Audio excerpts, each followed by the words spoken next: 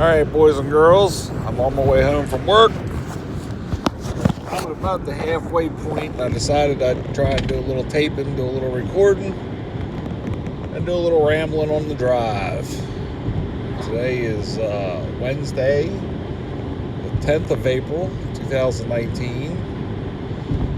If you'd asked me 30 years ago if I'd have thought I'd have made it this far, I probably would have given you not the greatest of odds, because I liked burning the candle at both ends while pouring a little gas on it, and figured I'd probably be punched out by 45 or so, either from an overdose or alcoholism or something along those lines. I had a lot of issues when I was young, a lot of mental issues when I was young. Still have a lot of mental issues, but I've become accustomed to them and have learned to accept them. So I'm functional with them, and they don't prevent me from doing most of what I want, though I do occasionally have problems with motivation. I'm lazy, I'm not gonna lie. Let's see. Local news stories. They caught a 17-foot python in Florida a day or two ago. I saw in the news. Apparently, Florida is now filthy with them. They're everywhere, and according to what I've read, apparently once they get above a certain size, they don't have a natural predator, and they're going to end up pretty much killing everything sooner or later once they get going, because there's nothing to kill them once they get above a certain size. So thanks, pet owners, for turning them loose. I think that's where most of them come from. Some of them may have come from a zoo.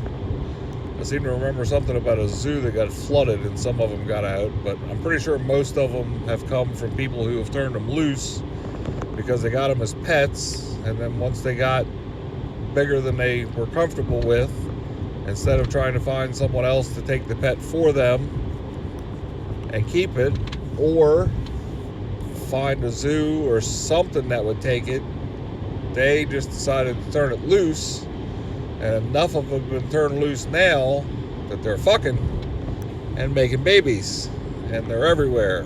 So way to go, guys. Good job, you fucking dumbasses. You idiots are fucking it up for the rest of us. Damn it, man. Damn it. I was teasing a buddy of mine yesterday, and I told him that I was listening to a radio station, 98 Rock. Shout out to 98 Rock. On the way home, and two of the guys were having an argument about global warming. Had an expert on, and he was saying that 60 years in the future, Maryland, which is where I live, will have the same climate as Cincinnati, Cleveland, I think it was Cleveland, Mississippi, deep south, and that you were going to have a whole host of new animals moving into the area. It's already a fairly wet area now. Rainfall is actually expected to increase in this area along with a rise in temperatures, so it's going to be a lot hotter, a lot longer, and humid the whole time. And it's possible we could get to a point where we would not receive any snowfall at all during a winter, and possibly maybe even not get below freezing in a winter, in which case there's a ton of waterways around here that new special creatures will be visiting as the temperature increases, and those would be poisonous snakes we no longer have, or we don't currently have, poisonous snakes, scorpions, and a mosquito population considerably larger than the current one we have, because it gets cold enough here in the wintertime, it kind of keeps them in check a little bit. I mean, they can still get kind of out of hand around here, but they're It's tolerable. Deep south, that's not the case. The expert they had on the radio station said that he likened it to walking in the rain. The air would be so thick with mosquitoes, and I'm okay with never experiencing that. I'm pretty sure that's something that's never going to make it on my bucket list. I'm good. I'd like to avoid that if possible.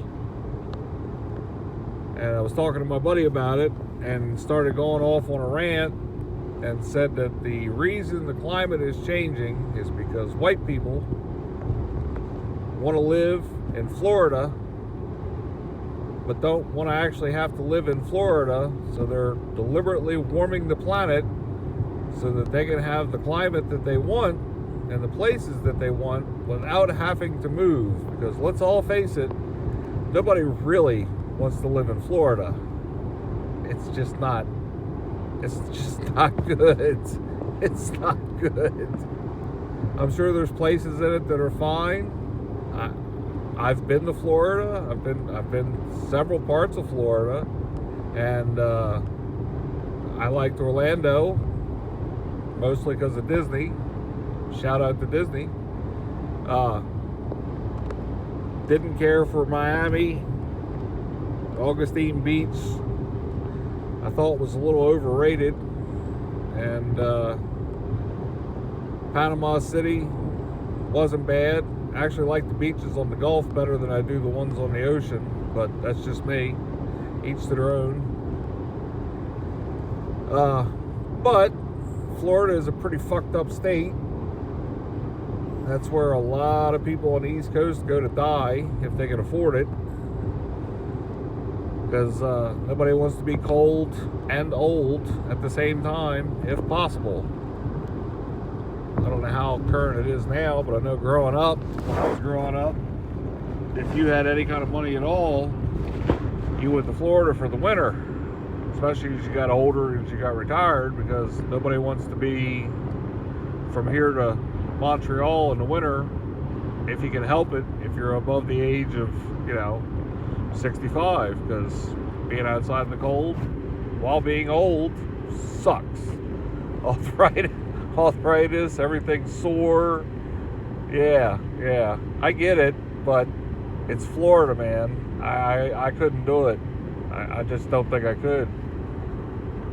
It's too big a mix mash. Too big a mix mash.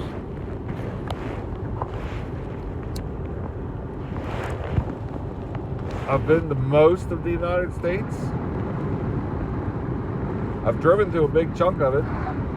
I had a job offer in California one time, and I drove from Georgia, where I was living at the time, to California via Route 10 across the southern route.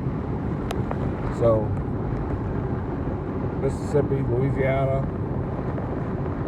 Texas, New Mexico, Arizona, all through there, and ended up in Los Angeles. And I like the South. I like the people. Not crazy about the climate, but I like the people.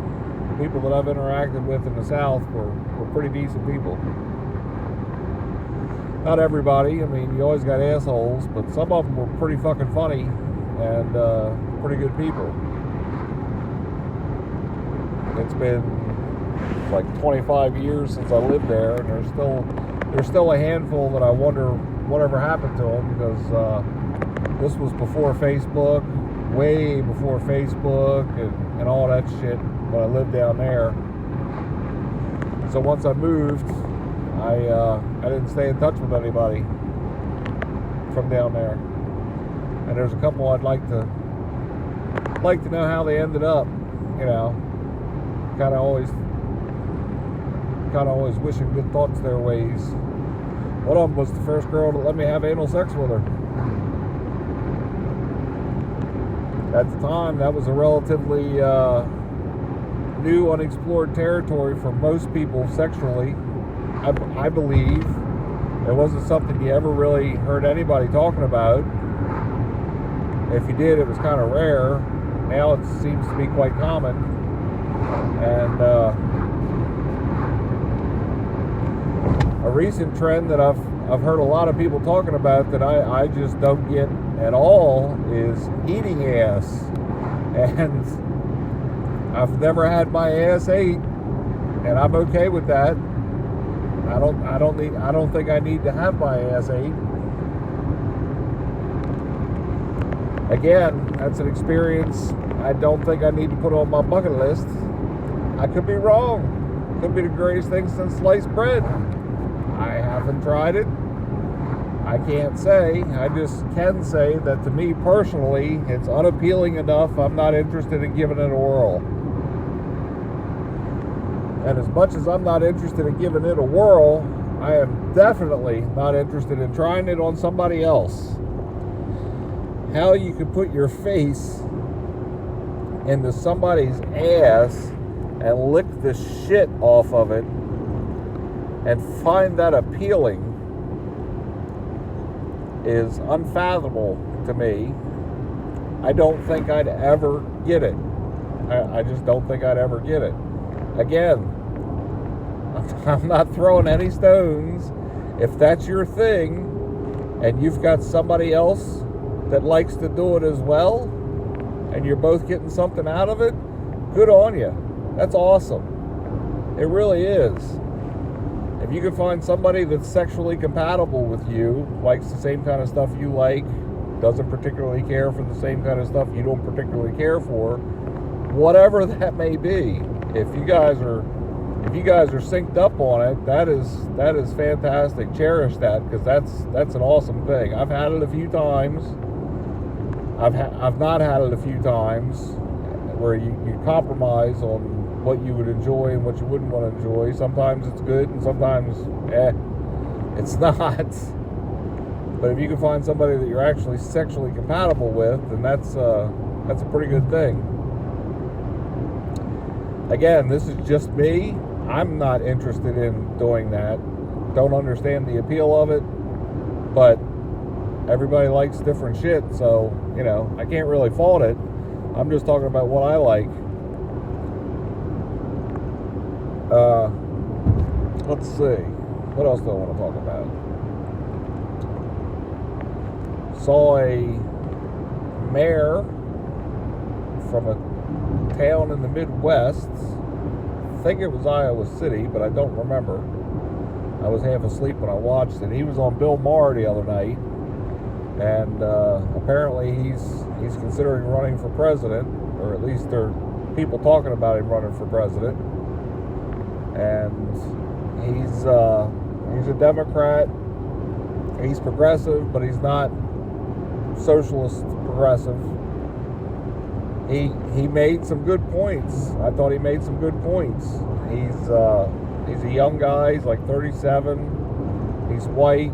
He looks just like you would imagine him to look like. Just picture a normal 37-year-old white guy with medium colored hair, looked like medium height, had a white button-down shirt and dress slacks. You could bump into him anywhere in the United States and wouldn't look twice at him. He made some good points, and one of the things he talked about was that the common perception among the average person in the United States is that the people that tend to be Democratic tend to have a little bit of money, and they often feel that they're looked down upon by those same people. And he's 100% correct. I know a ton of people that think that, whether it's true or not, that's their perception. And at one time, the poor were 100% Democratic. It was rare to find a Republican amongst the poor at one time. But that's changed, and he said it's because they've lost touch with their base and what's important to their base. And at one time, they were heavily followed and funded and cooperated with the unions, but they've been on a serious decline over the last, in my working lifetime. Anyway, hold on a second.